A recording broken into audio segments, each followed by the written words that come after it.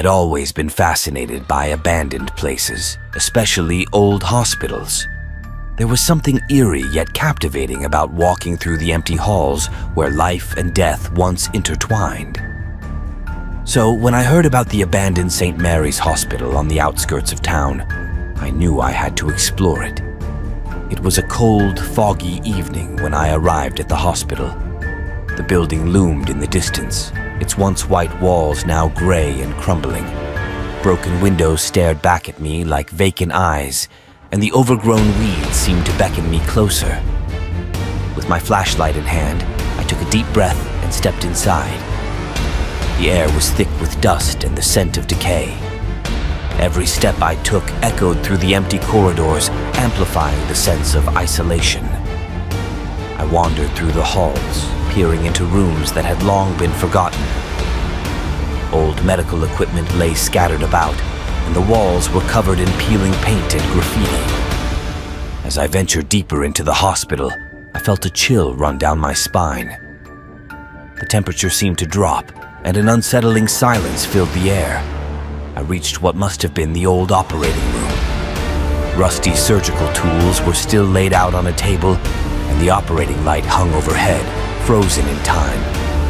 I was about to leave when I heard it, a faint, whispering voice. I turned around, my flashlight beam slicing through the darkness, but there was no one there. My heart raced as I strained to listen. The whispering grew louder, more insistent.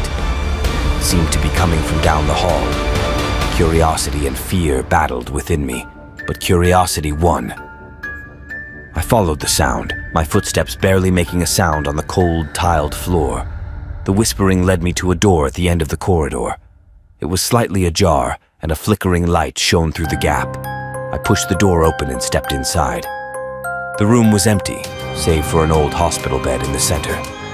The flickering light came from a small candle on a bedside table, casting long shadows on the walls. And there, sitting on the bed, was a figure. A woman, dressed in a tattered hospital gown, her hair hanging in matted strands around her face. She looked up at me, her eyes hollow and haunted. "Help me," she whispered, her voice barely audible. I froze, unable to move or speak. The air grew colder, and I could see my breath in the dim light. The woman's gaze never left mine, and I felt a deep sorrow emanating from her. "What happened to you?" I finally managed to ask. She lowered her head, her shoulders shaking with silent sobs. "They left me here," she said, her voice filled with anguish. "Alone, forgotten. I died here, and now I cannot leave." A wave of pity washed over me, and I took a step closer. "How can I help you?" I asked. She looked up again, a glimmer of hope in her eyes. "Find my family," she pleaded. "Tell them I'm sorry. Tell them I love them." Before I could respond, the candle flickered out, plunging the room into darkness. I felt a cold breeze rush past me. When I turned my flashlight back on, the woman was gone. The bed was empty, and the room was silent once more. I left the hospital that night with a heavy heart, determined to fulfill the ghost's final wish. It took months of searching, but I eventually found her family. They were shocked and saddened to learn of her fate, but grateful for the closure. To this day, I can't forget the haunted look in her eyes or the chilling whisper of her voice.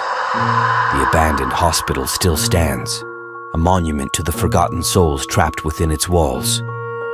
And I know that somewhere in those dark corridors, the ghost of the abandoned hospital still waits for peace.